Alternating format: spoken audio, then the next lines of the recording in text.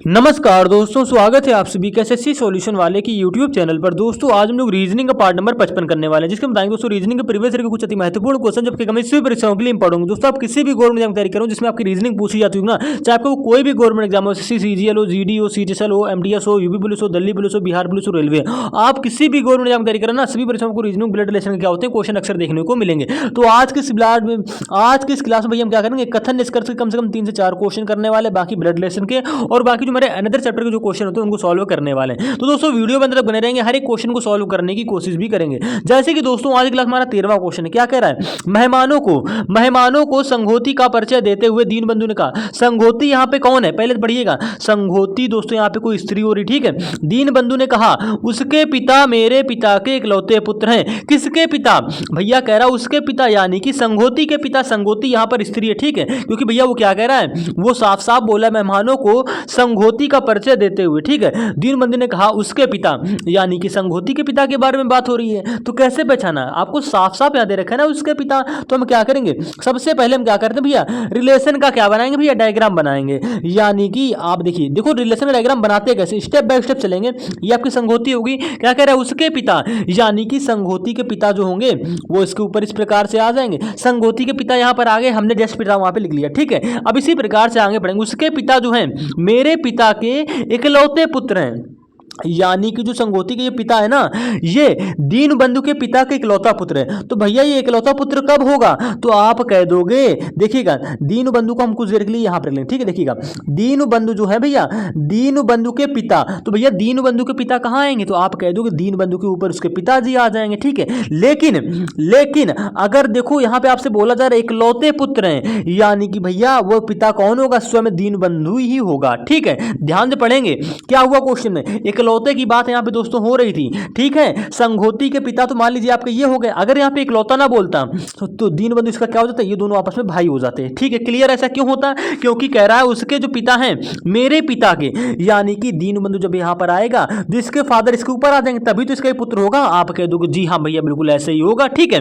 लेकिन आपसे प्रश्न पूछा, क्या बोला, क्या है यहाँ पे, इकलौते पुत्र हैं, यानी कि जो संघोती के पिता है ना, ये इकलौते पुत्र हैं किसके, यानी कि दीनबंधु के पिता के। भैया इकलौता हो रहा है, यानी कि ये दोनों क्या होंगे, ये दोनों एक ही होंगे, यानी कि वो स्वयं के बारे में खुद को बता रहा था, ठीक है। स्वयं के बारे में बोल रखा है तो अकेला क्या हो जाएगा, ये स्वयं अकेला हो जाएगा। तो भैया संघोती दीनबंधु से किस प्रकार संबंधित है, तो संघोती जो है दीनबंधु की क्या लगेगी, तो आप कह दोगे दोस्तों बेटी लगेगी, क्योंकि संघोती नीचे है, आपको साफ साफ दिया गया था पिता ऊपर रहेगा। क्लियर हो गया, तो दीनबंधु ही क्या होगा, संघोती का पिता होगा। तो यहाँ पे दोस्तों आपके कौन सा ऑप्शन सही हो जाएगा, ऑप्शन नंबर ए दोस्तों आपका यहाँ पे करेक्ट आंसर हो जाएगा। और ब्लड रिलेशन के ऐसे क्वेश्चन में टाइम भी बहुत लगता है। अगर हम इसी प्रकार से दोस्तों अगले ब्लड रिलेशन के क्वेश्चन की बात करते हैं, यहां पे क्या कह रहा है, एक महिला एक पुरुष का परिचय अपने मां के भाई के बेटे के रूप में कराती है, पुरुष का महिला से क्या संबंध है। दोस्तों काफी ट्रेंडिंग में क्वेश्चन है और आज की क्लास में आपको जितने भी क्वेश्चन करा रहे हैं ना दोस्तों, आप सुन के हैरान रह जाओगे।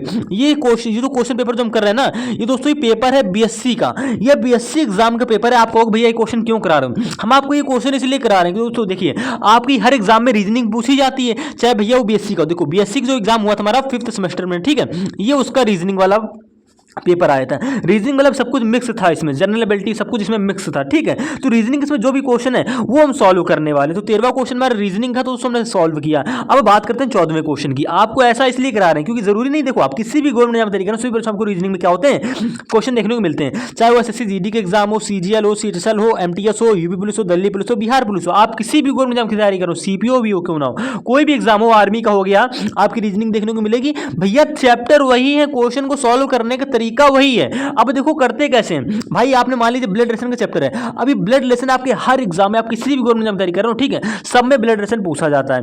क्लियर हो गया, तो मेरे भाई देखो ये बेसिक एग्जाम में ये वाला क्वेश्चन भी आया था। अब इसको कैसे करेंगे, यहाँ पे 14वां क्वेश्चन क्या कह रहा है, कह रहा है एक महिला जो है एक पुरुष का परिचय अपनी माँ के भाई, देखिएगा स्टेप बाय स्टेप पढ़ेंगे, आप पूरा प्रश्न पढ़ लेंगे आपको कुछ भी समझ में नहीं आएगा मेरे भाई, स्टेप बाय स्टेप चला करो।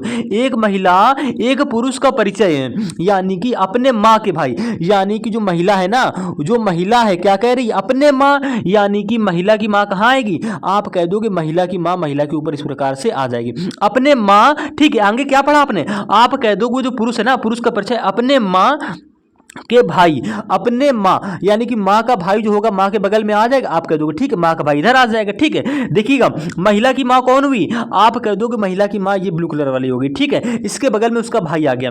परिचय किसका करवा रही, भाई के बेटे, भाई का बेटा, यानी कि दोस्तों ऐसे आ जाएगा। ठीक है, भाई का बेटा यहीं पर तो आएगा, आप कह दोगे जी हाँ भैया यहाँ पर आ गया। भाई के बेटे ग्रुप में कराती है, तो पुरुष का महिला से क्या संबंध है, पुरुष का महिला से क्या संबंध है, कौन सा पुरुष भैया, जिसका परिचय करा रही है। परिचय किसका करा रही है, आप कह दोगे इसका, ये जो बेटा हो रहा है ना, भाई का बेटा एक रूप में परिचय कराती है, यानी कि इस व्यक्ति का परिचय करा रही है। तो हमसे पूछा क्या गया है, पुरुष का महिला से क्या संबंध है। काफी लोग क्या करते हैं भैया, वो क्या करते हैं, ये इस वाले पुरुष का इससे रिलेशन बनाने की कोशिश करते हैं। मेरे भाई ध्यान से पढ़ लो क्या कहा है, एक महिला एक पुरुष का परिचय अपने माँ के भाई के बेटे के रूप में कराती है। भाई का बेटा भैया यहाँ पर आ गया, यानी कि आप कह दोगे देखो ये दोनों आपस में भाई बहन है। ठीक है, इन दोनों की जो संतानें होंगी वो भैया एक ही पीढ़ी में तो आएंगी, आप कह दोगे जी हाँ भैया बिल्कुल, यानी कि महिला और इन दोनों का आपस में रिलेशन क्या होगा, यानी कि जो ये पुरुष है इस महिला से क्या रिलेशन होगा। तो आप आसानी से कह सकते हो, आप खुद के ऊपर रख के देख लीजिए।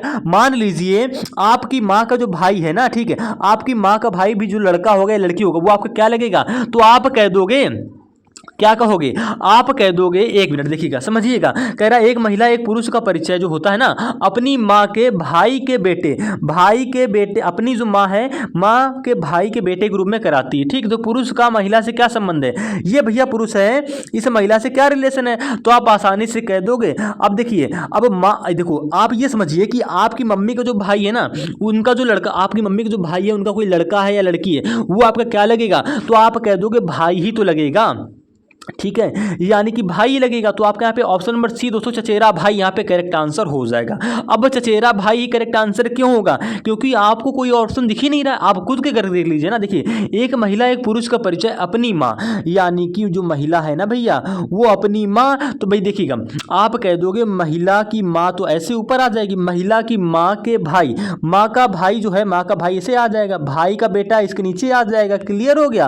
अब ये दोनों क्या हो गए भैया, ये दोनों हमारे एक ही पीढ़ी में आ गए, क्योंकि ये दोनों एक ही पीढ़ी में थे, इन दोनों की जो संतान होगी वो एक ही पीढ़ी में आ गई। क्लियर हो गया। लेकिन रिश्ता क्या बनेगा, तो पुरुष का महिला से क्या संबंध है, देखिएगा पुरुष का, यानी कि इस वाले पुरुष का इस महिला से क्या रिलेशन है, तो आप कहोगे देखो ये जो पुरुष है अगर इससे रिलेशन पूछते तो ये तो बुआ लगती। ठीक है, अब ये बुआ लगती ना, ये तो बुआ लगती, क्योंकि देखिए अगर मान लीजिए आपकी बहन है, आप उसके भाई हो, आपका लड़का जो होगा वो आपकी बहन को क्या कहेगा, तो बुआ ही तो कहेगा।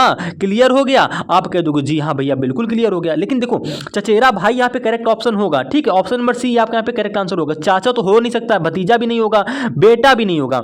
बेटा कैसे होगा भाई, बेटा होने के लिए महिला के नीचे पुत्र आना चाहिए था। ठीक है, यानी कि इसके एक नीचे पीढ़ी आना चाहिए, तब वो बेटा होता। क्लियर हो गया। तो समझिए प्रश्न की गंभीरता को समझिए, यहाँ पे दोस्तों आपका ऑप्शन नंबर सी ही करेक्ट आंसर हो जाएगा। ठीक है, आप खुद के ऊपर रिलेशन बना के देख लो ना, आपको आसानी से पता चल जाएगा। अगर हम इसी प्रकार से दोस्तों इस क्लास के 15वें क्वेश्चन की बात करते हैं, क्या कह रहा है, लुप्त पद ज्ञात कीजिए। यानी कि देखिए आपको श्रृंखला दे रखी है, देखिए 5, 15, 23, 29, 33। ठीक है, तो यहाँ पे क्वेश्चन मार्क, यहाँ पे जो ये डॉट डॉट है यहाँ पे क्या आएगा, तो आप देखो श्रृंखला क्या दे रखी, 5 के बाद 15 है, 15 के बाद क्या है दोस्तों 23 है, 23 के बाद आपको दे रखा है 29 है, 29 के बाद दे रखा है 33 है, 33 के बाद यहाँ पे क्या आएगा। तो आप आसानी से कह सकते हो कि भैया श्रृंखला जो हमारी होने, इनकी संख्याओं से देख के बता सकते हो कि गैप वाला लॉजिक यहाँ पे लगेगा। अगर हम लॉजिक रिपीट करने की बात करें तो देखिए श्रृंखला वाले जितने भी नंबर से जो क्वेश्चन होंगे ना, उसमें जोड़ गुणा, ठीक है, भाग हो गया, घटाना हो गया, स्क्वायर हो गया, क्यूब हो गया, प्राइम नंबर हो गया, गैप वाला लॉजिक हो गया, इनसे बाहर कोई भी लॉजिक नहीं लगता। आप कह दोगे अब लॉजिक कैसे पहचानेंगे, कुछ भी नहीं करना है, सीरीज को ध्यान से देखो, 5 से 15 कैसे बन रहा है, आप कह दो गुणा 3 करके बन रहा है। अब आगे सीक्वेंस कैसे बनेगा, या तो गुणा 4 गुणा 5 ऐसे होता हुआ चला जाएगा, या तो गुणा 3 होता हुआ चला जाएगा। लेकिन 5 से आपका 15 तो बन रहा है, लेकिन 15 से 23 आपका किसी भी लॉजिक के आधार पर गुणे वाली सीरीज के लॉजिक आधार पर नहीं बना, यानी कि गुणे वाला लॉजिक आपका यहाँ पे हो गया गलत। ठीक है, प्राइम नंबर भी नहीं लगेगा, ठीक है, स्क्वायर क्यूब भी नहीं लगेगा। मेरे भाई संख्याओं को देखते ही समझ जाओगे कि कौन सा लॉजिक लगेगा, भाग वाला भी नहीं लगेगा, घटाने वाला भी नहीं लगेगा, सिर्फ हमारा एक लॉजिक लगेगा, कौन सा, गैप वाला या जोड़ वाला। अब देखिए इनमें लॉजिक लग कैसे रहा, 5 से 15 आपका कैसे बन रहा है, तो मेरे भाई आप कह दोगे गैप निकाल लेंगे, आप कह दोगे प्लस का 10 हो गया, 5 में प्लस की 10 कर दी, आपका 15 बन गया। क्लियर है? आप कह दोगे जी हाँ भैया। अब 15 से यहाँ पे 23 कैसे बन रहा है? आप कह दोगे 15 से 23 बन रहा है प्लस का 8 करके, ठीक है। 23 से यहाँ पे 29 कैसे बन रहा है? तो आप कह दोगे भैया 23 में हम क्या जोड़ देंगे, आपका 29 बन जाए। तो आप कह दोगे 23 में अगर हम लोग प्लस का 6 जोड़ देंगे ना तो आपका 29 बन जाएगा। 29 के बाद क्या बन रहा है? 33 बन रहा है। 29 से 33 कैसे बन रहा है? आप कह दो 29 में प्लस का 4 जोड़ दो, हमारा 33 बन जाएगा। तो 4 के बाद हम क्या जोड़ रहे हैं 33 में कि क्वेश्चन मार्क यहाँ की वैल्यू बन जाए, तो क्या जोड़ोगे? तो भैया वो गैप निकालने के लिए, यानी कि 4 के बाद गैप निकालने के लिए कैसे निकालोगे? हमने आपको पहले भी समझा रखा है, नंबर सीरीज जो हमने प्लेलिस्ट बना रखी है उसमें भी आपको समझा रखा है, बेसिक से 8-10 पार्ट वहां पे करा रखे नंबर सीरीज को, आप जाकर उनको भी देख लेना, ठीक है। तो देखिए अब 4 के बाद वाली संख्या कैसे आएगी? तो आप कह दो कि यहाँ पे 10 से 8 हो रहा है, माइनस का 2 हो गया, 8 से 6 हो गया, माइनस का 2 हो गया, 6 से 4 हो गया, माइनस का 2 हो गया। सेम सीक्वेंस से सेम लॉजिक के आधार पर 4 में -2 करोगे, ये वाला गैप आपका क्या आ जाएगा?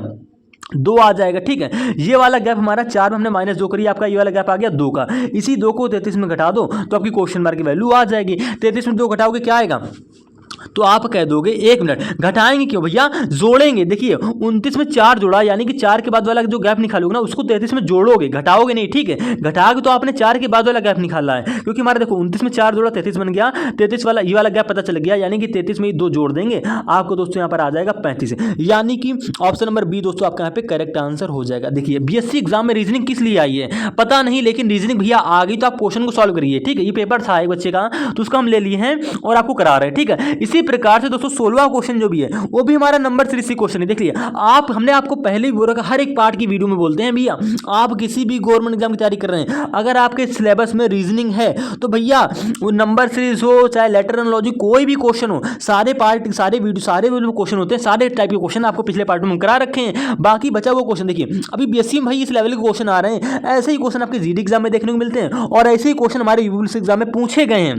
जिसने भी 17-18 तारीख को एग्जाम दिया होगा, ठीक है, जिसने भी 17 तारीख को एग्जाम दिया होगा, 18 तारीख को एग्जाम दिया होगा, आपको नंबर सीरीज के 1 से 2 क्वेश्चन देखने को 100% मिले होंगे। और आपको हमारे वीडियो में बताते भी हैं कि भैया हर एक एग्जाम में आपको नंबर सीरीज के 1 से 2 क्वेश्चन देखने को मिलेंगे, ठीक है। अब समझिएगा 16वें क्वेश्चन की अगर बात करें यहाँ पे क्या हो रहा है, देखिए प्रश्न को पढ़कर ही भैया आप आंसर दे सकते हो। कैसे? क्योंकि देखिए यहाँ पर 1 के बाद क्या हो रहा है, 3 हो रहा है, हम सीरीज को लिख ले रहे हैं। 1 के बाद 3 दे रखा है, ठीक है, 3 के बाद 5 दे रखा है, 5 के बाद दोस्तों 7 दे रखा है, 7 के बाद 11 दे रखा है, 11 के बाद क्या है, डॉट डॉट है, यानी कि 11 के बाद संख्या बतानी है।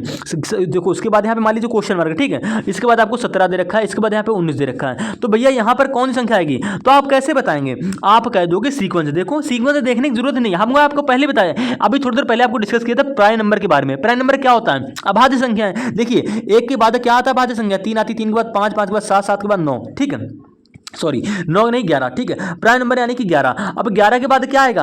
आप कह दोगे भैया 13 हो जाएगा, 13 हो जाएगा, यानी कि प्राइम, देखो 11 के बाद 13 ही तो प्राइम नंबर आता है। आप कह दोगे जी हाँ भैया, ऑप्शन नंबर बी आपका यहाँ पे करेक्ट आंसर हो जाएगा। अब काफी लोग यहाँ पे क्या करेंगे, काफी लोग भैया गैप से बनाने की कोशिश करेंगे, उनको प्राइम नंबर के बारे में नहीं पता है ना, तो क्या करते हैं, गैप से बनाएंगे। देखो 1 से 3 कैसे बन रहा है? आप कह दोगे प्लस का 2 गैप आ रहा है, यानी कि 1 में 2 जोड़ दिया 3 बन गया, 3 में 2 जोड़ दिया आपका 5 बन गया, 5 में 2 जोड़ दिया 7 बन गया, 7 में भैया यहाँ पे क्या है जोड़ोगे? अब यहाँ पे जुड़ रहा है 4, 7 4 हो गया 11, ठीक है। अब देखो हमारा मान लीजिए सीक्वेंस बनाने के लिए आप कह दोगे 3 बार हमारा यहाँ पे 2 जुड़ा है, यहाँ पे 4 गैप आया है, यानी कि 4 को अब 3 बार जोड़ोगे तो 11 4 हो जाएगा 15, आपको 15 ऑप्शन में दे भी रखा है, ठीक है। लेकिन फिर से देखो 15 में 4 जोड़ने पे भैया आपका देखो जब यहाँ की वैल्यू 15 आ जाएगी तो 15 में 4 जोड़ो क्या आएगा, 19 आएगा, हमको दे रखा है यहाँ पे 17। तो ऐसे क्वेश्चन में ऐसा लॉजिक लगा के भैया गैप वाला लॉजिक लगा के टाइम वेस्ट मत करना। आपको पता है, हम आपको कराए भी हैं कि प्राइम नंबर क्या होते हैं, आप सभी जानते हो। 1 प्राइम नंबर होता है, 3 प्राइम नंबर होता है, 5 प्राइम नंबर होता है, 5 के बाद 7 प्राइम नंबर आता है, 7 के बाद 11 प्राइम नंबर आता है, 11 के बाद प्राइम नंबर होता है 13। हमने सीक्वेंस से 13 लिख दिया। 13 के बाद प्राइम नंबर आता है आपका 17, 17 के बाद प्राइम नंबर आपका क्या आता है, 19 आता है। क्लियर है? प्राइम नंबर पता होगा तो भाई क्वेश्चन मात्र 2 सेकंड के अंदर ही सॉल्व कर लोगे। आप कह दोगे आपने इतना टाइम कैसे लगा दिया? भैया हमने टाइम लगाया आपको समझाने के लिए, क्योंकि हमको एक एक चीज यहाँ पे क्या होती है, कवर अप करनी पड़ती है। अगर हम इसी प्रकार देखिए ये क्वेश्चन हम हाथ से तो लिखे नहीं है, ठीक है, पूरा पेपर है, देख लीजिए, इधर आपका हिंदी मेथड है, इधर आपका इंग्लिश मेथड है, सेम क्वेश्चन है, पेपर वाला क्वेश्चन है, ठीक है, पूछा हुआ क्वेश्चन है। अब देखिए 17वां क्वेश्चन है, फिर से बता दें ये क्वेश्चन हमारा बीएससी में पूछा गया है, ठीक, जितने भी आज की क्लास में हम क्वेश्चन करने वाले हैं ये सभी क्वेश्चन आपके बीएससी में जो एग्जाम होता है, ठीक है, उसमें पूछा गया। तो तुमने सोचा आपको ये करा दें और आपको समझा दें कि रीजनिंग आपके एग्जाम में कितनी महत्वपूर्ण रखती है, ठीक है। जिसको रीजनिंग आती होगी ना भाई वो आसानी से कर लिया होगा। अब देखिए लुप्त पद ज्ञात कीजिए, लुप्त पद का मतलब भैया फिर से नंबर चीज का क्वेश्चन आ गया। ठीक है, अब देखिए कैसे निकालेंगे नंबर चीज का क्वेश्चन। तो आप कह दोगे हमको श्रृंखला यहाँ पे दे रखी, 5 के बाद क्या है भैया 10 है, 10 के बाद 13, ठीक है 13 के बाद क्या है 26 है, 26 के बाद भैया क्या दे रखा है 29 दे रखा है,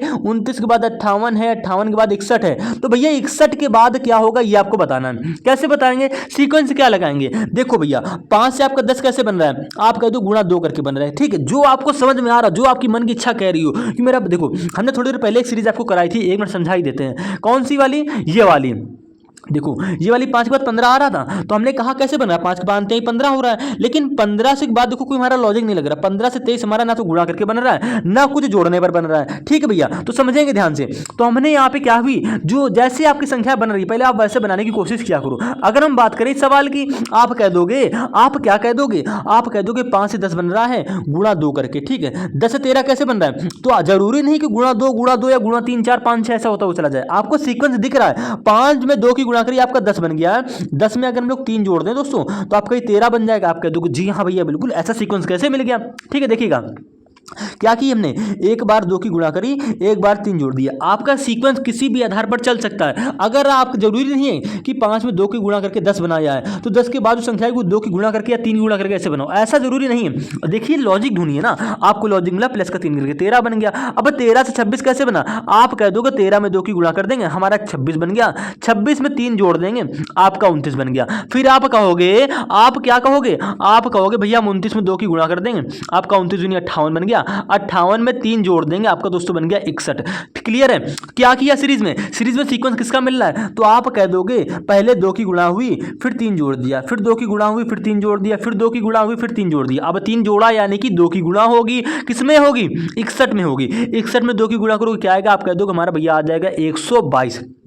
122 किस ऑप्शन में, ऑप्शन नंबर ए में, यानी कि ऑप्शन नंबर ए दोस्तों आपका यहाँ पे करेक्ट आंसर हो जाएगा। तो उम्मीद है दोस्तों आप इस क्वेश्चन को समझ गए होंगे। अगर हम इसी प्रकार से दोस्तों क्वेश्चन नंबर 18 की बात करते हैं, क्या कह रहा है, निम्नलिखित में से कौन सा शब्द इमीडिएटली शब्द के अक्षरों का प्रयोग करके नहीं बनाया जा सकता है। यानी कि दोस्तों ये जो आपको वहां पे वर्ड दे रखा है, वर्ड क्या दे रखा है, अब देखिए इस टाइप के प्रश्न आपके यूपी पुलिस कांस्टेबल के एग्जाम में हर एक सीट में देखने को मिलेगा। 17 जो 18 के एग्जाम में जो डेट में जो एग्जाम हुआ ना, आपको हर एक सीट में क्वेश्चन देखने को मिलेगा। कौन सा अक्षरों का प्रयोग करके बनाया जा सकता है या नहीं बनाया जा सकता है, किसी भी प्रकार से पूछ सकता है। ठीक है, और किसी एग्जाम में आपको 2 क्वेश्चन ऐसे ही देखने को मिलेंगे। तो इनमें करना क्या होता है भाई, एक बार सीख लो तो कुछ करना ही नहीं है। देखिएगा यहाँ पे आपको जो वर्ड दे रखा है इसको पहले यहाँ पे लिख लो। हाँ लिखना नहीं हम आपको समझा रहे हैं, क्योंकि देखिए वहाँ पे तिरछा लिखा तो आपको समझ में नहीं आएगा। देखो IMM, ठीक है, ई हम जैसे नोट कर वैसे आपको नोट करने की जरूरत भी नहीं है। IA, ठीक है, T है, उसके बाद क्या है E है, उसके बाद L है, उसके बाद Y है। इतना लंबा आपको वर्ड दे रखा है, आप कह दो जी हाँ भैया ये हमको इमीडिएटली करके एक वर्ड दे रखा है। क्या कह रहा है, करके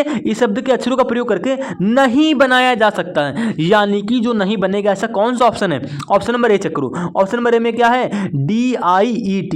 देखो DIE और T आपको चारों अक्षर इसमें देखने को मिल रहा है इस वाले वर्ड में, यानी कि ये तो बन जाएगा। इसी प्रकार से ऑप्शन नंबर दूसरा चेक करो। दूसरे में क्या है, तो आप कह दो हमको दे रखा है पे LATE, यानी देखो L ये रहा, A ये रहा, T ये रहा, E ये रहा, बन गया, ए भी बन गया। इसी प्रकार से तीसरा चेक करो, देखो यहाँ पे LAT, ठीक है। देखिएगा अब आपको देखो अगर हम बिल्कुल आसान तरीके से बताएं तो यहाँ पे कौन नहीं बनेगा, तो आपका देखो ऑप्शन नंबर यहाँ पे सी ही नहीं बनेगा। क्यों नहीं बनेगा, क्योंकि यहाँ पे LATE, ठीक है, LY। मेरे भाई अगर थोड़ा ध्यान से देख रहे हो ना, यहाँ पे L आपको 2 बार दे रखा है और इस पूरे वर्ड में आपको कहीं 2 बार L नहीं दे रखा है, तो जाहिर सी बात भैया ऑप्शन नंबर सी आपका यहाँ पे नहीं बनेगा। ठीक है, क्लियर हो गया, ये नहीं बनेगा। अगर आपकी इच्छा है कि ऑप्शन नंबर डी भी चेक करें, देखो MED, तो मेरे भाई MED, उसके बाद क्या है आई, उसके बाद आई देखो ये रहा, ए ये रहा, टी ये रहा, ई ये रहा, यानी कि ऑप्शन नंबर डी भी बन रहा है। सिर्फ ऑप्शन नंबर सी नहीं बन रहा है। क्यों नहीं बन रहा है, क्योंकि यहाँ पर 2 बार एल का प्रयोग किया गया। इस वाले वर्ड में कहीं भी 2 बार एल नहीं है। ठीक है, ऐसा मत करना कि आपको एक बार यहाँ पे एल दिख गया और यहाँ पर 2 बार तो आप कह दोगे भी बनेगा, ऐसा नहीं है। यहाँ पर एक अगर अच्छा रिपीट हो रहा ना, तो यहाँ पर भी रिपीट होना चाहिए। ऐसा किस ऑप्शन में नहीं मिला था, तो ऑप्शन नंबर सी जो हमारा था, यहाँ पे 2 बार एल था, यहाँ पर 2 बार एल नहीं था, तो भैया जाहिर सी बात है ये वाला इसके अक्षरों का प्रयोग करके नहीं बनेगा। तो ऑप्शन नंबर सी दोस्तों आपका यहाँ पे क्या होना चाहिए, करेक्ट आंसर होना चाहिए। अगर हम इसी प्रकार से, अब क्या देखिए, ये सेम क्वेश्चन भैया आपको यूपीएससी एग्जाम में देखने को मिला होगा, इसी प्रकार से पूछता है, ठीक है। ये शायद मेरे शिफ्ट में तो नहीं आया था, जो मतलब जो मेरे पास पेपर था उस शिफ्ट में यूपीएससी एग्जाम में नहीं पूछा गया था, लेकिन जो आपका 17 तारीख को दूसरी शिफ्ट में हुआ है, 18 को पहली दूसरी में हुआ, उसमें शायद आपको देखने को मिला होगा। इसमें क्या कहता है, इसमें कहता है यदि सभी शब्दों का, अगर आपके एग्जाम में आपने दिया हो एग्जाम और आप देख रहे हो, तो आपको 100% पता होगा कि ऐसा क्वेश्चन आपके एग्जाम में पूछा गया था या नहीं पूछा गया था, ठीक है। करना क्या, देखिएगा एक मिनट, हाँ देखिएगा, कह रहा है यदि सभी शब्दों के शब्दकोश का, सभी शब्दों को शब्दकोश की तरह वर्णानुक्रमानुसार में व्यवस्थित किया जाए तो कौन सा शब्द अंतिम से दूसरा होगा, ठीक है। यानी कि आपको भैया 4 ऑप्शन दे रखे, हम वो क्वेश्चन आपको नहीं कराते थे जिसमें आपको 4 या 5 ऑप्शन बड़े दे रखे थे, ठीक है, और गिनती दे रखी थी 1 2 3 4 5 4 3 2, यानी कि क्रम से व्यवस्थित करो। सेम इसी प्रकार का क्वेश्चन है, बस आपको यहाँ पे 2 चीजें करनी। पहली चीज क्या करनी है, इनको भैया व्यवस्थित कर लेना है, व्यवस्थित कर लेना है A to Z के क्रमानुसार, यानी कि अंग्रेजी शब्दकोश के अनुसार। जब व्यवस्थित आपका हो जाएगा ना, तो कह रहा है अंतिम से दूसरा, यानी कि लास्ट जो दूसरे नंबर पर वर्ड आएगा आपके इन चारों में से, उसको यहाँ पे टिक करना है। तो देखो पहले इनको क्या करेंगे, व्यवस्थित करेंगे। अंग्रेजी से साफ साफ बोला, शब्दों को शब्दकोश की तरह वर्णक्रमानुसार में व्यवस्थित किया जाए, व्यवस्थित किया जाए, इनको पहले व्यवस्थित करो। यानी कि देखिए व्यवस्थित कैसे करते हैं, तो आप कहते हो कि शुरुआत से यहाँ पे कॉमन देखेंगे, शुरुआत से चारों में जो कॉमन होगा उसको लिखा लेंगे बाहर। यहाँ पे ANA है, यहाँ पे ANA है, यहाँ पे ANA है, लेकिन ऑप्शन नंबर डी में भैया यहाँ पे ARI है। कॉमन क्या मिल रहा है, चारों में अगर कॉमन की बात करें तो आप कह दोगे आगे से सिर्फ हमको A मिल रहा है, आगे से ही कॉमन लेंगे, आगे से A मिला तो हम A के बाद चेक करेंगे एक बाद आपको कौन कौन से अक्षर देखने को मिल रहे हैं। देखिए तरीका देखिएगा, आप कह दोगे यहाँ पे NA है, यहाँ पे NA है, यहाँ पर NA है, यहाँ पे RI है, या क्या हो गया, यानी कि हमको चारों में NA कॉमन नहीं मिल रहा है तो हम NO को नहीं लेंगे। हम क्या करेंगे, A के बाद देखेंगे यहाँ पे N है, NA लिख लिया, उसके बाद A के बाद देखो यहाँ पे भी N है तो फिर से NA लिख लिया, यहाँ पे A के बाद N है तो NA लिख लिया, यहाँ पे A के बाद क्या है R है तो आपने दोस्तों यहाँ पे R लिख लिया। अब हमको आप ये बताओ, आपको इतने अक्षर अलग अलग देखने को मिले, आप कह दोगे जी हाँ भैया। अब ये बताओ NR में सबसे पहले कौन आता है, यानी कि आपको यहाँ पे 3 बार N और R मिला, यानी कि एक बाद आपको इतने अलग अक्षर देखने को मिले। अगर इनके हम अंग्रेजी शब्दकोश की बात करें, ट्रिपल N और R में सबसे पहले कौन सा अक्षर आता है, तो आप कह दोगे N पहले आता है, R बाद में आता है। अगर आप ऐसे समझ नहीं पा रहे ना, तो आप आसानी से कह सकते हो N की प्लस वैल्यू क्या होती है, 14 होती, ठीक है। R की प्लस वैल्यू क्या होती है दोस्तों, 18 होती। 14 पहले आता है, 18 पहले आता है, आप कह दोगे 14, यानी कि साफ साफ दिख रहा था ना मेरे भाई कि यहाँ पे N पहले आएगा। अब N आपको 3 बार दे रखा है, यानी कि जिसमें जिसमें A के बाद N होगा ना, वो सारे अक्षर वर्ड पहले लिखे जाएंगे। तो देखो अब इनमें अब 3 बार N है तो इनमें से कौन सा वर्ड पहले लिखा जाएगा, तो देखो कैसे पहचानेंगे। अब हम ये चेक करेंगे, N के बाद देखो यहाँ पे कॉमन क्या मिला। अब हम यहाँ पहले ऑप्शन में, ऑप्शन नंबर A में, ठीक है, B में और C में, इन तीनों में चेक करेंगे। क्या चेक करेंगे कि N के बाद क्या क्या देखने को मिल रहा है, तो आप कह दोगे यहाँ पे N के बाद ALY है, यहाँ पर ALY है, यहाँ पर भी ALY है, यानी कि ABC में N के बाद हमको देखने को मिला ALY, तो ALY को हटा देंगे, ठीक है, ALY को हटा देंगे। अब कैसे चेक करेंगे भैया, देखो पहले और बाद में लिखने के लिए आपको ऐसा ही करने पड़ेगा, जितने भी कॉमन आए हमने हटा दिया, ठीक है। तो आप कहोगे हमें Y के बाद, देखो लास्ट में Y था कॉमन, आप कह दोगे तीनों में Y है, Y के बाद अगर चेक करें ना तो क्या देखने को मिल रहा है, तो आप कह दोगे भैया यहाँ पे Y के बाद T है, हमने T लिख लिया, यहाँ पे Y के बाद क्या है S है, हमने S लिख लिया, यहाँ पे देखो ऑप्शन नंबर C में Y के बाद क्या है S है, आपने ऐसे लिख लिया, ठीक है। अब देखिए करने का तरीका देखिए, क्वेश्चन कितना लॉन्ग होता जा रहा है। अब आपको Y के बाद देखने को मिला T 2 बार ऐसे, ठीक है, यानी कि भैया अब T और उसमें पहले कौन आएगा, तो आप कह दोगे S पहले आता है, T बाद में आता है। क्लियर है, आप सभी जानते हो PQRS, S के बाद ही तो T आता है, यानी कि भैया S पहले आता है। अब मेरे भाई S आपको 2 जगह दे रखा है, यानी कि फिर से मेथड लगाओगे, कौन सा मेथड लगाओगे, आप कह दोगे जिसमें जिसमें S है ना, यानी कि S आपका B नंबर में है और C नंबर में है। तो देखो S के बाद यहाँ पे देखने को मिला क्या, अब S के बाद चेक करेंगे तो आपको ऑप्शन नंबर बी में S के बाद I देखने को मिल रहा है, और यहाँ पे S के बाद क्या है T है, S के बाद I, S के बाद T। अब ये बताओ, आप बताओ I और T में पहले कौन आएगा, तो जाहिर सी बात भैया I आएगा। तो I किस में है, आप कह दोगे ऑप्शन नंबर बी में, यानी कि B वाला पहले लिखा जाएगा, ठीक है। B के बाद कौन सा आएगा, B के बाद तुरंत देखो T, देखो I के बाद क्या आता है, T आता है, आप यहाँ पे टी लिख लोगे, टी ही लिखेंगे, ठीक है। यानी कि टी का मतलब दोस्तों ये है, देखो हम समझाने की बस आपको कोशिश ये कर रहे हैं कि ए वाला अब आपका लास्ट में लिखा जाएगा। सबसे पहले आपका बी लिखा जाएगा, बी के बाद भैया देखो बी और सी में 2 बार ऐसा था, तो भैया देखो इसमें से ये पहले लिखा जाएगा, तो इसके बाद तो यही आएगा ना आपके देखो। जी हाँ भैया, तो बी के बाद क्या आ जाएगा, सी आ जाएगा, सी के बाद भैया आपका लिखा जाएगा ए वाला, ए वाले के बाद में लिखा जाएगा भैया डी वाला, डी वाला लास्ट में क्यों लिखा जाएगा, क्योंकि मेरे भाई यहाँ पर आपको आर मिला था।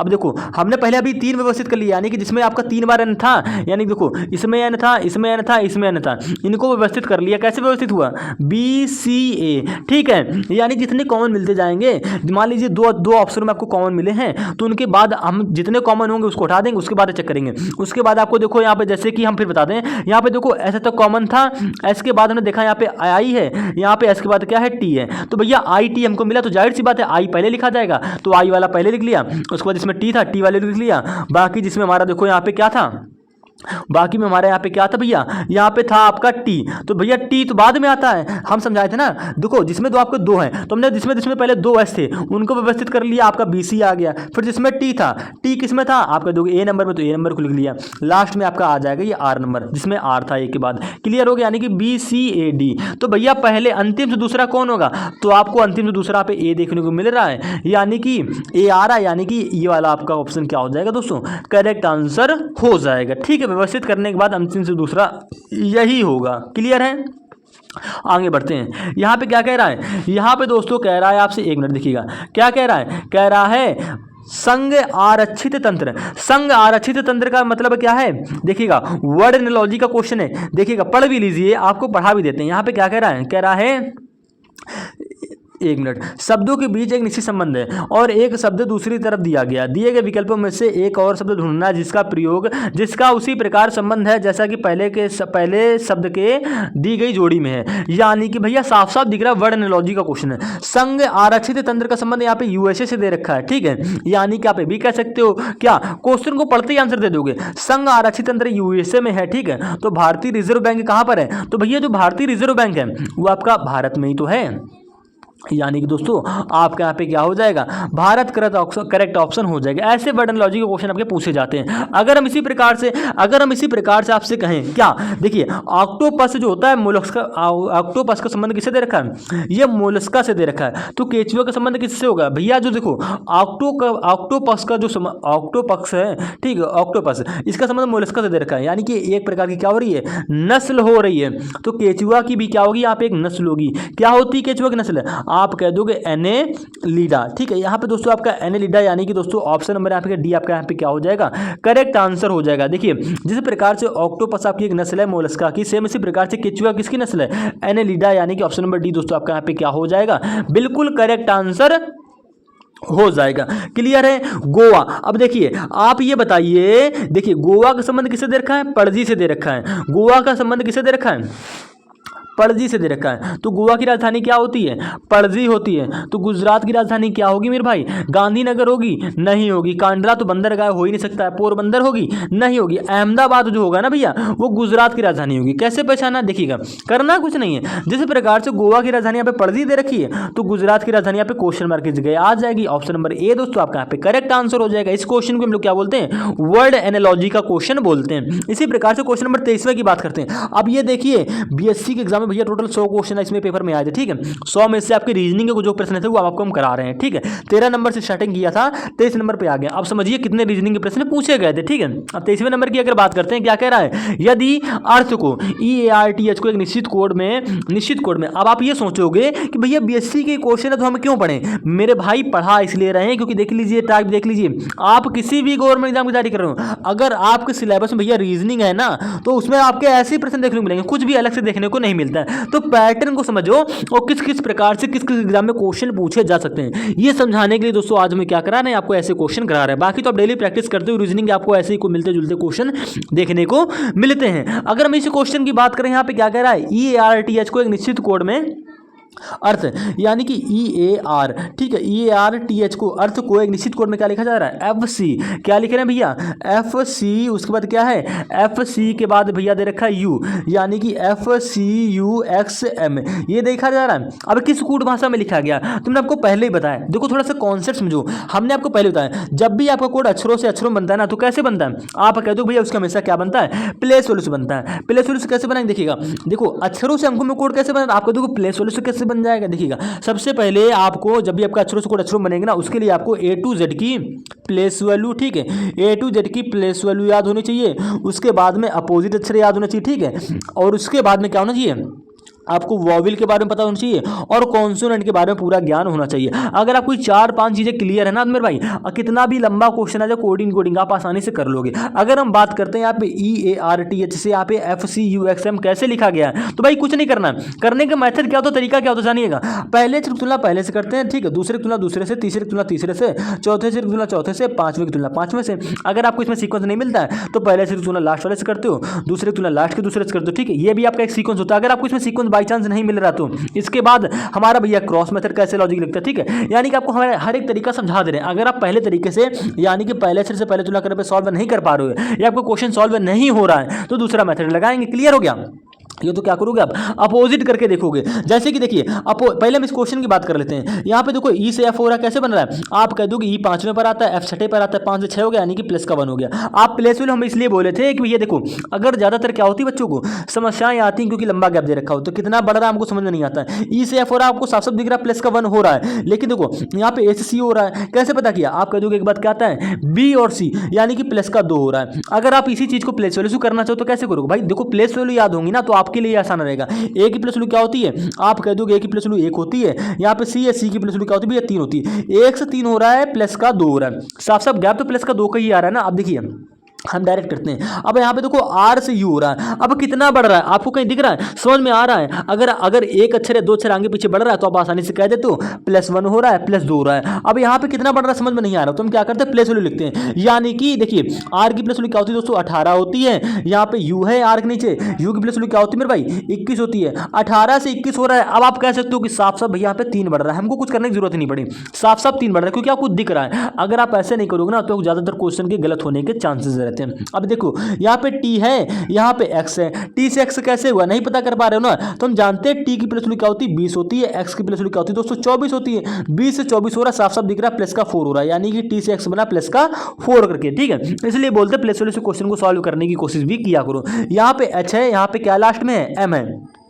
H से M कैसे बन रहा है, आप कह दोगे H की प्लस वैल्यू क्या होती है मेरे भाई 8 होती है, M की प्लस वैल्यू क्या होती है 13 होती है। 8 से 13 हो रहा है, कितना बढ़ रहा है, आप कह दोगे प्लस का 5 हो रहा है। तो आपको सीक्वेंस देखने को मिला +1 +2 +3 +4 +5 का, ठीक है। यानी कि देखिएगा मून, अब भैया मून में यहाँ पे 4 अक्षर हैं, कोई दिक्कत नहीं है। शुरुआत से हमको करनी सीक्वेंस है, पहले करनी +1, उसके बाद करनी दूसरे अक्षर में प्लस का 2, उसके बाद तीसरे अक्षर में करनी प्लस का 3, उसके बाद चौथे अक्षर में करनी प्लस का 4, ठीक है। पांचवा अक्षर नहीं, कोई दिक्कत नहीं, हमें 4 अक्षर निकालने, हम 4 सीक्वेंस के आधार पर निकाल लेंगे। सीक्वेंस आपको पता ही है, M में क्या करना है +1 करना है। देखो M के बाद क्या आता है N आता है, आपने आसानी से +1 कर लिया, लेकिन जैसे बोलेगा N में +4 करो, क्या कर पाओगे, आसानी से कर पाओगे। आप कह दोगे हाँ, क्योंकि ये आगे बढ़ने को बोला तो कह दोगे N के बाद क्या आता है OPQR, आप कह दोगे लास्ट हमारा R आ जाएगा। क्लियर हो गया।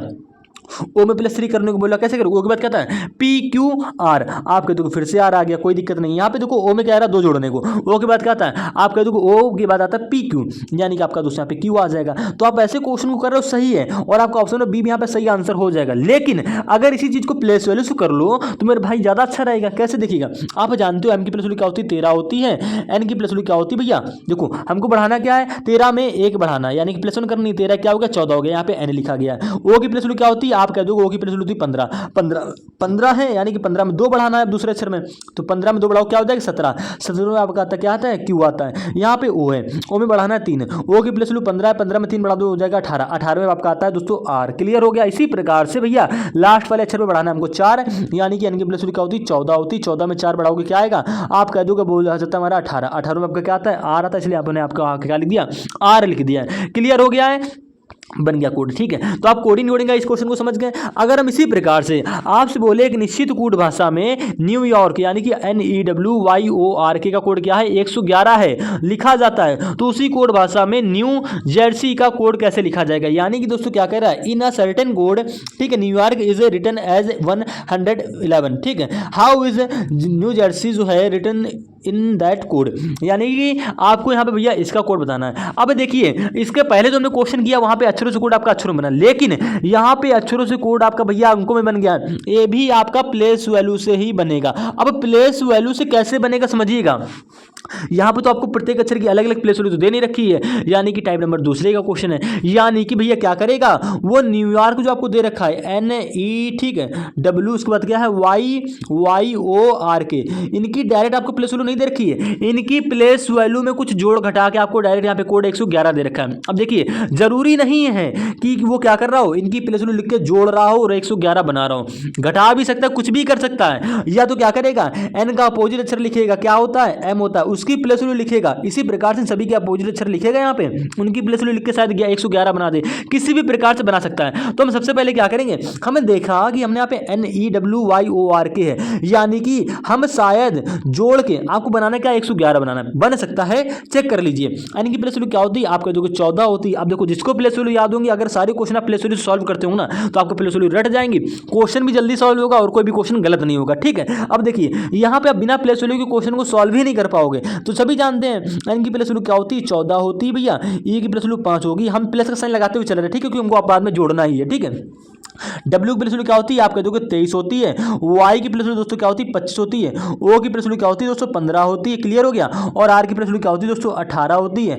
आई के है यहाँ पे लास्ट में, तो के की प्लेस वैल्यू क्या होती है दोस्तों 11 होती है। अब इनको जोड़ लीजिए, जोड़ने में भी दिक्कत आती है, इकाई अंक से जोड़ा करो। देखो यहाँ पे इकाई अंक 1 है, 1 8 9, ठीक है, 9 5 14 5 19 19 3 22 22 5 27 27 4 क्या हो गया 27 4 दोस्तों आपका हो गया 31 की 1 हासिल लग गया 3। ठीक है, 3 और 1 ये 4 1 5 6, ठीक है, 6 के बाद 2 8 2 8 2 10 10 1 11, जोड़ने पे क्या आ गया 111 भैया आ तो रहा है। आप कह दो कि न्यूयॉर्क से कोड ये 111 कैसे बनना है, कुछ नहीं किया है, डायरेक्ट प्लेस वैल्यू लिखी आपस में जोड़ दिया, आपका 111 बन गया। तो क्या सेम इसी पैटर्न के आधार पर आप इसका कोड नहीं निकाल सकते हो, आसानी से निकाल सकते हो। क्या निकालना है, देखो हमको वर्ड दे रखा है यहाँ पे NE, ठीक, उसके बाद क्या है W है, उसके बाद क्या है J है, ई है, आर है, एस है, ई है, वाई है, ये दे रखा है। कैसे निकलेगा कोड भैया, प्लेस वैल्यू लिखनी है, जोड़ देनी है। यानी कि एन की प्लेस वैल्यू क्या होती है 14 होती है, ई की प्लेस वैल्यू 5 होती है, डब्ल्यू प्लेस वैल्यू क्या होती है आप सभी जानते हो 23 होती है। क्लियर हो गया।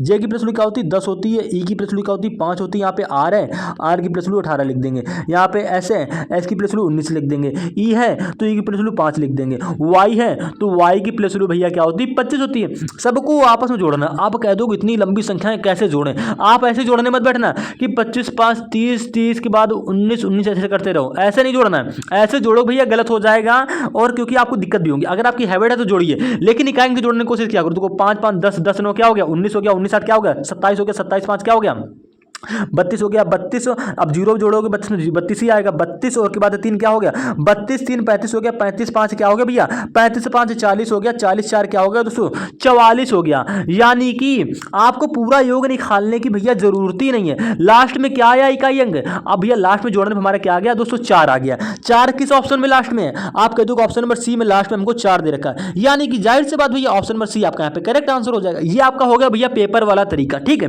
पेपर वाला तरीका समझ गए कैसे पेपर करते हैं। ये मत करने बैठना कि जोड़ने लगो तब करो, भैया सीक्वेंस पता है, पैटर्न पता है, लास्ट हमारा जोड़ने भी कहेंगे क्या आया 4 आ गया।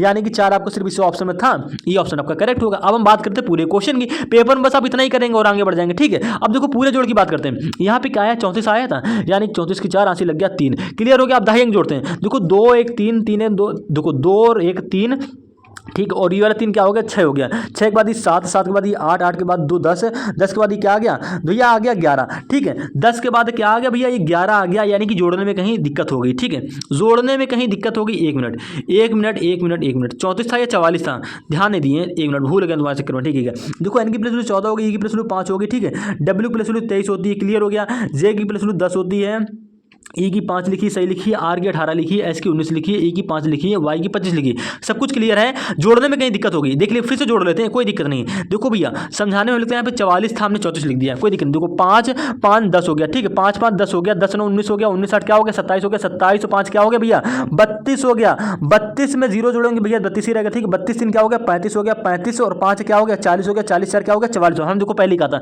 44 था, आपको थोड़ा समझाने के चक्कर में हमने हासिल नहीं लगाया था, ठीक है। 44 हो गया, 34 नहीं आएगा, ठीक है। इकाई से जोड़ने में हमारा क्या आ गया भैया 44 आ गया, 44 की 4 लगा दी, आपको पता चल गया यहाँ पे यही ऑप्शन हमारा सही होगा, ठीक है। अब हम आगे जोड़ते हैं, देखो 4 ये रहा, 4 2 6 6 1 7 7 1 8, ठीक है, 8 1 9 9 2 11 1 ही क्या हो गया 12, जोड़ने पे क्या आ गया 12 और लास्ट में 4, 124 आ गया। ऑप्शन नंबर सी है आपका यहाँ पे करेक्ट आंसर होगा। तो ये हमारा होता है जोड़ने वाला तरीका। अगर हम इसी प्रकार से आपको कोडिंग का एक क्वेश्चन और दे दें, अब देखिए अब इसके पहले जो क्वेश्चन किया वहां पे क्या हुआ था, वहां पे भैया इनकी प्लेस वैल्यू में जोड़ घटा के आपको मतलब जोड़ के कुछ भी कर सकता है, जोड़ घटा सकता है, गुणा भी कर सकता है, आपको कोड दे रखा था, ठीक है। लेकिन यहां पे कह रहा है एक निश्चित कोड भाषा में BOMB, यानी कि भैया BOMB का कोड क्या है 5745। आप कह दो कि जितने अक्षर है उतने यहाँ पे अंक लिख रहा है। अब इसकी भैया प्लेस वैल्यू से तो कोड ये बन नहीं सकता है, प्लेस वैल्यू से भैया वही कोड बना सकते हो, जैसे कि देखिए आपको वहाँ पे 111 दे रखा था, यानी कि इतने सारे अक्षर हैं तो जाहिर सी बात इनकी प्लेस वैल्यू को लिखेंगे, जोड़ घटाएंगे, आपको 111 बन सकता है। लेकिन यहाँ पे 5745 है भैया, BOMB की प्लेस वैल्यू लिखो, कितना भी कुछ कर लो आप नहीं बना सकते हो। तो आप ये तरीका मत लगाने कि आप प्लेस वैल्यू लिखो, जोड़ गुणा भाग घटाना करो, ऐसे करो, ऐसा नहीं। क्वेश्चन को देखते ही पढ़ना समझ जाओगे, ठीक है, प्रैक्टिस करिए समझ में आ जाएगा। आपने अगर पिछले पार्ट नहीं देखे हैं तो उनको भी जाके देख लेना। कह रहा बॉम्ब को यहाँ पे लिखा गया 5745, ये कोड लिखा गया है बे, यानी कि भैया बे वाला बे नहीं, यहाँ पे BAY का कोड क्या है आपको दे रखा है 529।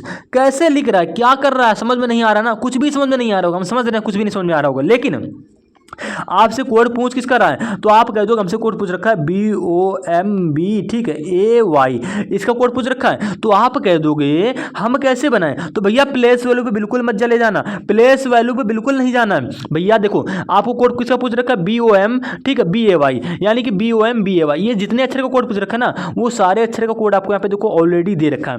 अब देखो कोड बनाते कैसे, जिसके पास दिमाग होगा ना वो कह देगा BOMB, यानी कि बॉम्ब मिल गया, तो बॉम्ब का कोड क्या है 5745, ठीक है, बॉम्ब का कोड बना लिया। उसके बाद लास्ट में क्या है देखो, समस्या बस आपको यहीं पे ही आएगी, आप कह दो कि BOMB हमको मिल गया, हमने कोड बना लिया। ऐसा तभी करोगे जब इसके सारे अक्षर यानी कि बॉम्बे के सारे अक्षर आपको इन दोनों वर्ड में कॉमन मिले। अगर एक भी अक्षर कॉमन नहीं मिल रहा ना तो इस मेथड से क्वेश्चन सॉल्व नहीं होगा। ध्यान रखिएगा, हमको सारे अक्षर यानी कि इसके जितने भी अक्षर को कोड पूछ रखा ना वो सारे अक्षर इस दोनों वर्डों में कॉमन मिलने चाहिए। आप कह दो हाँ भाई दोनों वर्ड में सारे अक्षर मिला के कॉमन हमको मिल रहे हैं। क्लियर हो गया, यानी कि बॉम्बे में जो भी जो अक्षर हैं वो आपको BOMB में मिल रहे हैं और BAY में देखने को मिल रहे हैं। क्लियर हो गया। अब देखो तुलना करके बनाएंगे, यहाँ पे देखो बी का कोड क्या आ जाएगा, आप कह दो कि BOMB यहाँ पे साफ साफ दे रखा है, यानी कि BOMB का कोड क्या हो जाएगा 5745, लेकिन लास्ट में बच रहा है आपका AY, तो AY का कोड क्या होगा, तो आप कह दोगे बी को यहाँ पे हटा लेंगे, AY यहाँ पे देखो AY का कोड क्या हो जाएगा दोस्तों यहाँ पे 29 हो जाएगा। कैसे निकाला, क्योंकि मेरे भाई कैसे निकाला, बी हमने क्यों काटा, क्योंकि मेरे भैया समझ लो यहाँ पे देखो बी पहले पर है, यहाँ पे पहले पे क्या है 5 है, यहाँ पर देखो बी पहले पर है, यहाँ पे देखो पहले पे क्या है 5 है, यानी कि बी जहाँ पर भी होगा वहाँ पे बी का कोड 5 लिखा जाएगा। देखो यहाँ बी लास्ट में था तो यहाँ पे लास्ट में देखो बी का कोड 5 दे रखा है। क्लियर हो गया, यानी कि यहाँ पे देखो 2 बार थी था, 2 बार बी था तो दोनों जगह 5 लिख दिया, तुलना करके लिख दिया, ठीक है। और इसके बाद देखो ओ का कोड कैसे बना, तो आप कह दोगे ओ यहाँ पे दूसरे पर था तो यहाँ पे दूसरे पर क्या आ गया 7 आ गया, तो हमने यहाँ पे ओ का कोड 7 लिख दिया। इसी प्रकार से हमका कोड यहाँ पे 4 आ गया है। हमें यहाँ पे चाहिए सिर्फ AY, यानी कि बी को छोड़ देंगे, ए यहाँ पे दूसरे पर है, यहाँ पे दूसरे पर 2 है तो ए का नीचे 2 लिख दिया। इसी प्रकार से वाई यहाँ पर तीसरे पर है, यहाँ पे तीसरे पर 9 है तो वाई का कोड दोस्तों 9 लिख दिया उसके नीचे। क्लियर हो गया। आप कह दो कि 574529 574529 यानी कि ऑप्शन नंबर डी दोस्तों आपका क्या हो जाएगा यहाँ पे करेक्ट आंसर हो जाएगा। अगर दोस्तों कोई भी दिक्कत लग रही हो ना तो आप कमेंट कर देना, उसको नेक्स्ट पार्ट बिल्कुल और भी बेसिक से समझा देंगे। वैसे पहली बात तो भैया कमेंट करने की जरूरत ही नहीं है, क्लियर समझा दी है, ठीक है।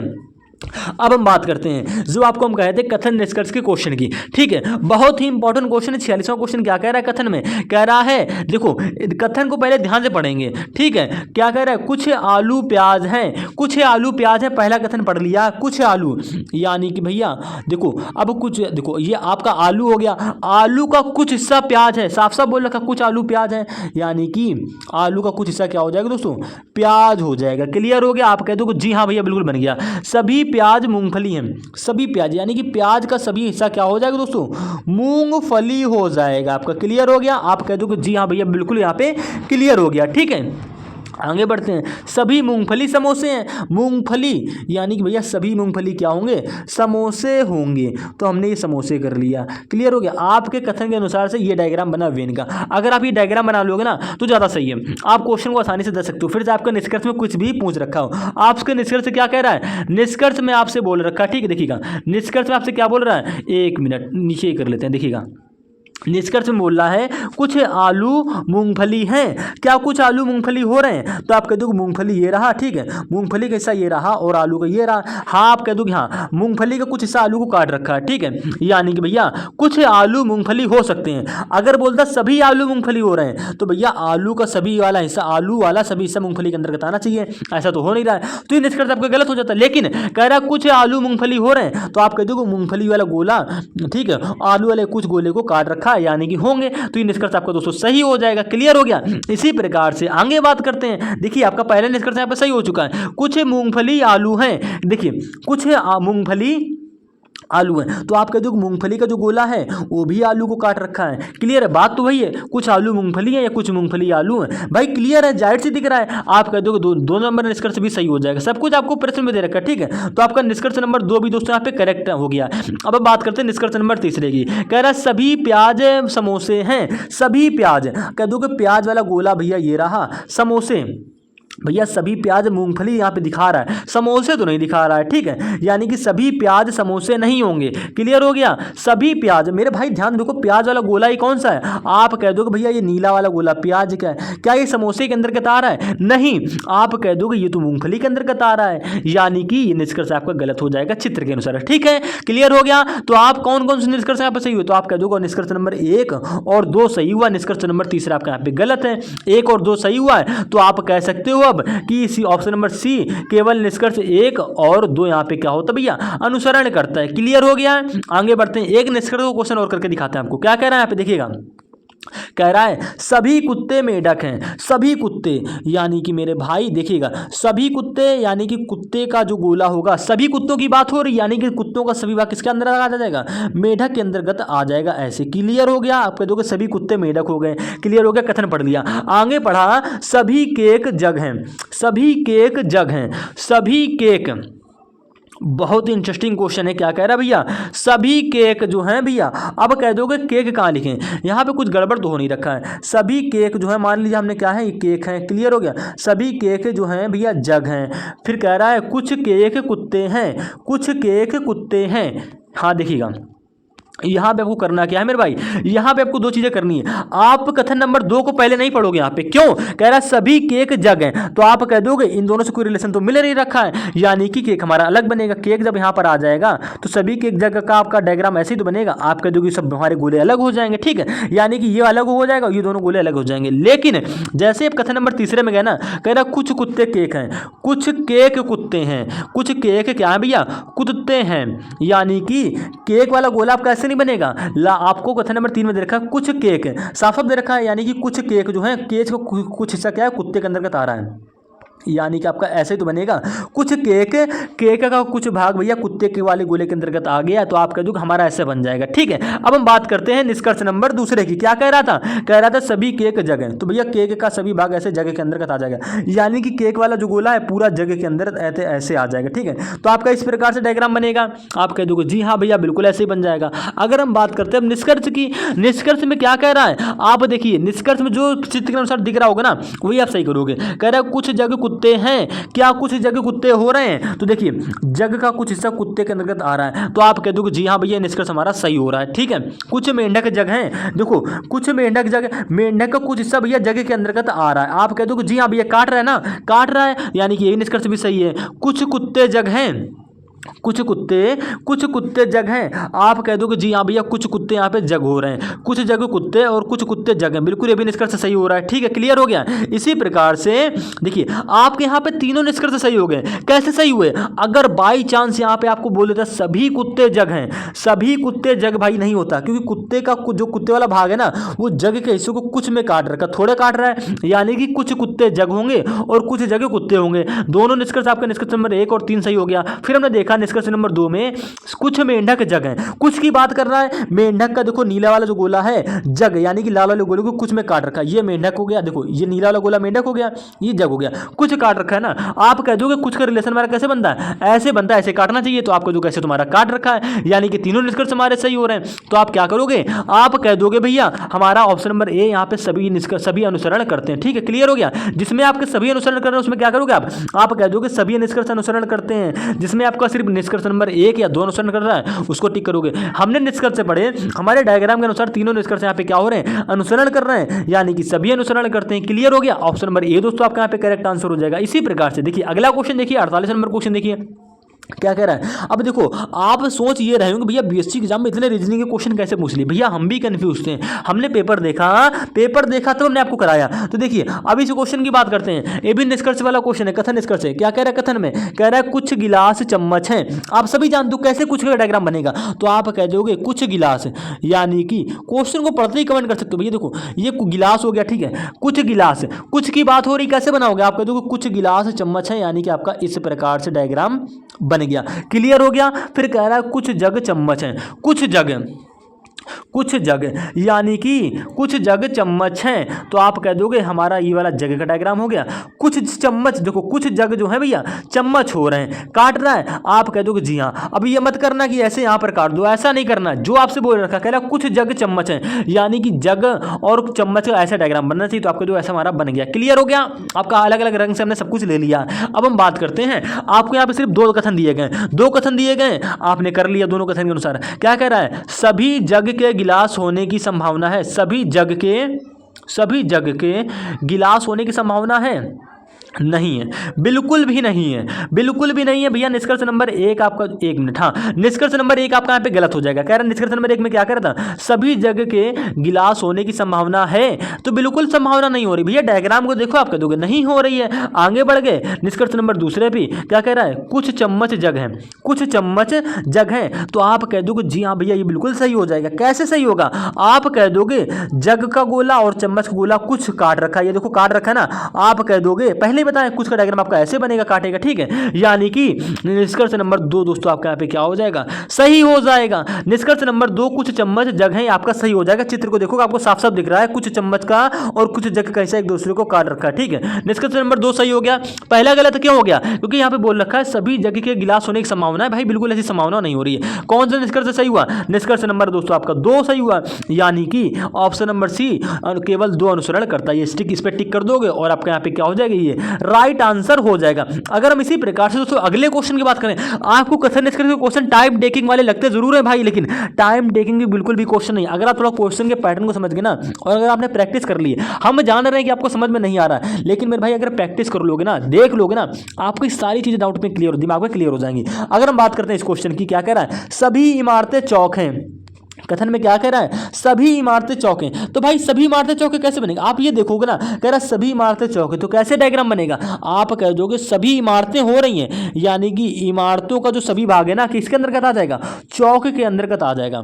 आप कह दोगे चौक के अंतर्गत आएगा, यानी कि आपका ऐसे बनेगा। क्लियर हो गया, सभी इमारतें चौक हैं, ठीक है। फिर कह रहा है कोई चौक टॉफी नहीं है, कोई चौक जो है भैया वो टॉफी नहीं है, यानी कि टॉफी वाला गोला बिल्कुल ऐसे अलग आ जाएगा। क्लियर हो गया, कोई चौक जो है टॉफी नहीं है, यानी कि अब कोई की बात हो रही तो बिल्कुल टॉफी वाला गोला अलग होगा, ठीक है। क्लियर हो गया, कथन के अनुसार आपका ऐसे डायग्राम बन गया वेन का। अब हम बात करते हैं निष्कर्ष की, कौन सा निष्कर्ष अनुसरण कर रहा है, क्या देखो निष्कर्ष नंबर 1 में बोल रहा है कोई बिल्डिंग टॉफी नहीं है, कोई बिल्डिंग टॉफी, बिल्डिंग का मतलब दोस्तों आप इमारत से ही ले लो, ठीक है। तो आप कह दो कि जी हाँ बिल्कुल नहीं है, ये निष्कर्ष भी अब क्या हो गया आपका, यहाँ पे कोई बिल्डिंग टॉफी नहीं है। देखिएगा निष्कर्ष को पढ़ेंगे, देख लीजिए, थोड़ा ध्यान से देखेंगे क्या कह रहा है यहाँ पे, निष्कर्ष क्या कह रहा है, ठीक है। देखिएगा एक मिनट, हाँ देखिए निष्कर्ष नंबर 1 बोल रहा है कोई बिल्डिंग टॉफी नहीं है, तो आप कह दोगे हाँ भाई बिल्कुल, देखिए इमारत को यहाँ पे बिल्डिंग बोला गया जहाँ तक, ठीक है, देखिए समझते हैं और आपको पता चल जाएगा। कोई बिल्डिंग टॉफी नहीं है, तो जाहिर सी बात नहीं हो रही है, यानी कि तो अनुसरण कर रहा है यार, ठीक है। निष्कर्ष नंबर 1 आपका अनुसरण कर रहा है। सभी चौक इमारतें हैं, सभी चौक, मेरे भाई कन्फ्यूज मत होना, कन्फ्यूज यहाँ पे बिल्कुल नहीं होना। कैसे, यहाँ पे क्या बोला दूसरे निष्कर्ष में, सभी चौक इमारतें हैं, मेरे भाई सभी इमारतें चौक हो रही हैं, है, क्योंकि इमारतों का सभी वाला इमारतों का भाग किसके अंतर्गत आ रहा है, पूरा पूरा चौक के अंतर्गत आ रहा है। तो यहाँ पे सभी इमारतें चौक होंगी, ठीक है। लेकिन यहाँ पे बोल क्या रहा है, सभी चौक, यानी कि सभी चौक इमारतें नहीं होंगी, कुछ चौक इमारतें होंगी, क्योंकि चौक के अंदर के इमारतों का कुछ भाग आ रहा है। तो ये आप कह सकते हो कि चौक का कुछ हिस्सा इमारत होगा, लेकिन सभी चौक, क्योंकि भैया चौक तो बाहर है, सभी चौक इमारतें नहीं होंगी, ठीक है। ध्यान रखेंगे, यही बहुत कंफ्यूजन करता है यहाँ पे। क्या ध्यान रखना है, देखिए सभी इमारतें तो चौक होंगी, क्यों ऐसा होगा, क्योंकि भैया चौक वाले गोले के अंतर्गत इमारतें पूरी आ रही हैं, तो ये आपका सही होगा। लेकिन सभी चौक, अगर चौक यहां पर होती और इमारत आपकी ऐसे लिखा होता तो आपका सही होता, लेकिन भैया यहाँ पे बोला सभी चौक, भैया चौक ये रहा, इमारत ये रहा, सभी चौक आपकी इमारत नहीं होंगी, कुछ चौक इमारत होंगी। अगर यहाँ पे कुछ होता तो ये निष्कर्ष आपका सही होता, लेकिन बोल रहा है सभी, तो ये निष्कर्ष आपका गलत हो जाएगा। गलत है क्यों हो गया हम समझा दिए, फिर से एक बार पीछे वीडियो को थोड़ा सा बैक करो और फिर से देखो, समझ में आ जाएगा। भैया इमारतें चौक होंगी सभी, लेकिन सभी चौक इमारतें नहीं होंगी, ठीक है। समझ गए, क्लियर हो गया।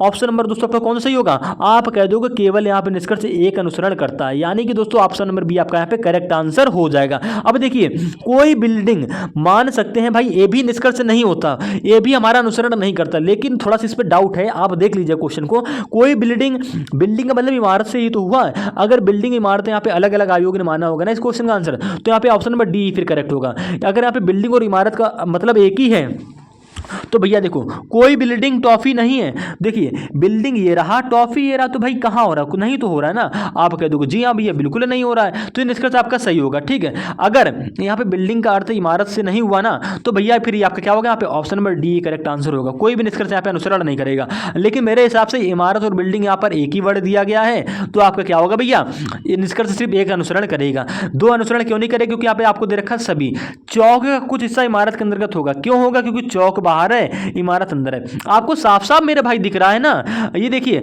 आपको साफ साफ दिख रहा है कि इमारत का सभी हिस्सा, पूरा हिस्सा चौक के अंतर्गत आ रहा है, लेकिन चौक का हिस्सा इमारत के अंतर्गत नहीं आ रहा है, ठीक है। तो भाई जाहिर सी बात है चौक का कुछ हिस्सा इमारत हो सकता है, क्योंकि इमारत इसके अंतर्गत आ रहा है। क्लियर हो गया है। इसी प्रकार से अगले क्वेश्चन की बात करते हैं। यहाँ पे दोस्तों क्या कह रहा है, देखिए अगला क्वेश्चन जो कह रहा है, उस आकृति को पहचाने जो पैटर्न को पूरा करती है। अब देखिए इसमें क्या हो गया, उसने पेन चला दिया, तो उसमें आपको समझ में नहीं आएगा। लेकिन अगर मैं क्वेश्चन की बात करूं कि कौन सी ऑप्शन में ए बी सी डी में कौन सा सही होगा, तो मेरे भाई पहचानने का एक तरीका होता है, आपको पूरी ये आकृति बना के चेक नहीं करनी है। देखो आप कह दोगे क्या, आप मेरे भाई ये कह दोगे, देखिएगा ये जो लाइन होगी ना, ये देखो जो देखो, एक मिनट हम समझाने का कोशिश ये कर रहे हैं, थोड़ा जूम आउट करते हैं, एक मिनट देखिएगा, थोड़ा जूम करते हैं। आप सिर्फ पहले इस आकृति को देखो, ठीक है। आप इस आकृति को देखो, ये देखो ये ऐसे मिड पॉइंट से आ रही है, ये देखो ऐसे बीच में आ रही है, ये देखो ऐसे बीच में आ रही है, तो मेरे भाई ये ऐसे बीच में जाएगी, ये ऐसे कहाँ जाएगी, ये ऐसे बीच में जाएगी, ठीक है। ध्यान रखेंगे, ध्यान रखोगे ये ऐसे बीच में जाएगी। तो आप ये देखो ये बीचों बीच ऐसे यहाँ पर आएगी, देखो ये देखो बीचों बीच में है, ठीक है। ये भी देखो बीचों बीच में, ये भी देखो बीचों बीच में, तो यहाँ पर भी एक लाइन ऐसे बीचों बीच आएगी ना। आप कह दोगे जी हाँ भैया बिल्कुल ऐसा ही तो होगा, देखिएगा समझिएगा। अब आपको ऑप्शन भी दिखाते तो आपको समझ में आएगा। देखिए ये देखो यहाँ पे, एक मिनट फिर से देखते हैं, ये देखो यहाँ पे बीचों बीच में है, ये भी देखो बीचों बीच में लाइन में है, ये भी देखो मिड पॉइंट पर है, तो मेरे भाई ये लाइन भी ऐसे मिड पॉइंट पर होगी, मिड पॉइंट पर होगी, यानी कि यहाँ पर बीचों बीच में होगी। तो मिड पॉइंट पर आपको कौन सी रेखा दे रखी है, आप कह दोगे मिड पॉइंट पर ऑप्शन नंबर ए में और डी में दे रखा है, यानी कि भैया ऑप्शन नंबर बी गलत हो जाएगा। क्यों गलत हो रहा है, देखो यहाँ पे मिड पॉइंट में नहीं, मिड पॉइंट जो ऊपर दे रखा है, यानी कि गलत हो जाएगा। आना हमारा चाहिए मिड पॉइंट में ऐसे, यानी कि ऑप्शन नंबर सी भी गलत हो जाएगा। ऑप्शन नंबर ए और डी में कौन सा सही होगा, अब इसको चेक करने के लिए भैया फिर से देखो, क्या देखोगे, आप कह दोगे, अब देखिए हमारा करने का तरीका क्या रहेगा, आपको समझना है भैया, पैटर्न को समझना है। इसके बाद हम क्या करते हैं, इसके बाद आप देखिए ये वाली, ये देखो यहाँ पे बीचों बीच में आ रही है, देखिए आपको समझ में आ जाएगा। आप सिर्फ दो लाइनों से क्वेश्चन का राइट आंसर निकाल सकते हो। क्या देखिएगा, ये देखो लाइन यहाँ पे बीचों, एक मिनट, हमने सिर्फ अभी 4 लाइनें देखी, आपकी मिड में आ रही थी, आपने चेक करी, आपको ऐसी 2 चीज़ों में मिल, 2 ऑप्शन में मिल गई, ठीक है। उसके बाद ये देखो यहाँ पर मिड में आ रही, बीचों बीच आ रही, ठीक है। ये देखो रेखा बीचों बीच काट रही है, यहाँ पे देखो बीचों बीच में, तो भैया यहाँ पर भी कोई रेखा बीचों बीच में होगी। बीचों बीच में कहाँ दे रखा है, आप कह दोगे यहाँ तो बीचों बीच में है नहीं, ऑप्शन नंबर ए में बीचों बीच में कहाँ दिख रही है वाला पॉइंट, आप कह दोगे इधर है, यानी कि ये भी गलत हो जाएगा। बचा कौन, ऑप्शन नंबर डी, यानी कि इसने भी सही आंसर किया है और ये आंसर सही होगा भी, क्योंकि देखो भैया इसमें देखो यहाँ पे बीचों बीच में आपको मिड पॉइंट ये दे रखा है। ऐसे क्वेश्चन को मन की आंखों से देखो ना भाई, आपको आसानी से यहाँ पे ये दिख जाएगा, ठीक है। क्लियर हो गया है। क्लियर हो गया है। तो इसमें आपको दोस्तों ऑप्शन नंबर डी ही करेक्ट आंसर हो जाएगा। तो उम्मीद है दोस्तों आप रीजनिंग इस क्वेश्चन को भी आसानी से समझ गए होंगे। ये हमें लगता है हमारा आखिरी क्वेश्चन था, 50 क्वेश्चन था, यानी कि भैया बीएससी के एग्जाम में टोटल रीजनिंग के 50 क्वेश्चन आए थे। टोटल पेपर में क्वेश्चन थे 100। जितने भी रीजनिंग वाले क्वेश्चन थे वो आपको सॉल्व करा दिए, ठीक है। जो बचे कुछ क्वेश्चन होंगे वो छूट गए होंगे, कोई दिक्कत नहीं, लेकिन जो मोस्ट इंपॉर्टेंट क्वेश्चन थे वो आपको हम करा दिए हैं। और देखिए आज की क्लास में हमने जितने भी क्वेश्चन किए होंगे ये सभी क्वेश्चन भैया आपके जीडी के एग्जाम में, सीजीएल में, सीएचएसएल में, एमटीएस में। हालांकि आप ये कह सकते हो कि हमने इस वाले पेपर में आपको कथन निष्कर्ष के कितने क्वेश्चन मिले, 3 या 4 या 3 से 4 क्वेश्चन देखने को मिले, ठीक है। लेकिन आपके अनदर जो एग्जाम होते हैं ना उसमें कथन निष्कर्ष भी आपको 2 से 3 क्वेश्चन 100% देखने को मिलते हैं। अभी आपका हाल ही में यूपीएससी एग्जाम जो हुआ ना उसमें आपको कथन निष्कर्ष के 2 क्वेश्चन 100% देखने को मिलेंगे, 2 से कम नहीं मिलेंगे और ना 2 से ज्यादा मिलेंगे। कथन निष्कर्ष के 2 क्वेश्चन आपको 100% देखने को मिलेंगे। ऐसा क्यों किया करता है, देखो एग्जामिनर ऐसा इसलिए करता है क्योंकि भैया कथन निष्कर्ष क्वेश्चन को आप क्या करते हो, स्किप करने की कोशिश करते हो। भाई स्किप क्यों करना है, क्वेश्चन को पढ़ो ना। कह रहा कुछ गिलास चम्मच है, भैया गिलास कुछ चम्मच है, तो भैया गिलास कुछ चम्मच है, कुछ गिलास क्या चम्मच है, यानी कि गिलास का कुछ हिस्सा कैसे लोगे आप, ऐसे लोगे, चम्मच के अंतर्गत आ जाएगा। क्लियर हो गया, अब आपको क्लियर कर दे रहे हैं, ठीक है। और कुछ जग चम्मच है, कुछ जग चम्मच हो रहे हैं, यानी कि चम्मच का कुछ हिस्सा जग के अंतर्गत आ जाएगा। ऐसा तो आपका बेन बनेगा, आप कह दोगे जी हाँ भैया बिल्कुल सभी जग के गिलास होने की संभावना है, नहीं है, कुछ चम्मच जग है, आप कह दोगे चम्मच का कुछ भाग जग के अंतर्गत काट रखा है, यानी कि निष्कर्ष सही हो जाएगा, ठीक है। अगर मैं आपको ऐसा कहें, मान लीजिए वो इमारत वाला कहाँ गया, चौक वाला, ठीक है। देखिएगा यहाँ पे क्या कह रहा है, सभी इमारत चौक है, तो भैया सभी इमारत यानी कि सभी इमारत, भैया इमारत का जो पूरा गोला होगा ना वो चौक के अंतर्गत ऐसे आ जाएगा। क्लियर है, तो आप ये तो कह सकते हो कि सभी इमारतें यहाँ पे चौक होंगी, लेकिन आप ये नहीं कह सकते हो क्या कि भैया सभी चौक आपकी इमारत होंगी। सभी चौक की इमारत कब होंगी, जब चौक का आपका पूरा गोला इमारत के अंतर्गत ऐसे आएगा तब होंगी। अगर आपका बोल रहा है सभी इमारत चौक हैं तो भाई बिल्कुल गलत हो रहा है इस चित्र के अनुसार। क्यों, सभी इमारतें तो चौक हो जाएंगी भैया, चौक बाहर, ये चीज बाहर है ना, इसको सभी होने के लिए इमारत की तरह इसको होना पड़ता है। लेकिन ये सही हो सकता है कि कुछ चौक इमारत हैं, तो आप देखो अगर आपको ऐसा डायग्राम बन रहा है तो आप कह दोगे कुछ चौक इमारतें होंगी लेकिन सभी चौक इमारतें नहीं होंगी। क्लियर हो गया। अब आप इस बात को अगर अभी भी ना समझे ना तो भैया आपको बहुत ज्यादा प्रैक्टिस करने की जरूरत है। तो दोस्तों आज की क्लास में हम क्या करें, रीजनिंग के मोस्ट इंपॉर्टेंट क्वेश्चन किए जो आपको समझ में ही आ गए। अगर कोई भी दिक्कत लग रही तो आप कमेंट कर देना, उसको नेक्स्ट में बिल्कुल बेसिक से समझा देंगे। अगर वीडियो पर नया तो चैनल को सब्सक्राइब करके वीडियो को लाइक करके शेयर जरूर कर देंगे। अगर दोस्तों आप टेलीग्राम से नहीं जुड़े हैं तो टेलीग्राम चैनल से भी जुड़ जाएं, डिस्क्रिप्शन में लिंक पड़ा हुआ है।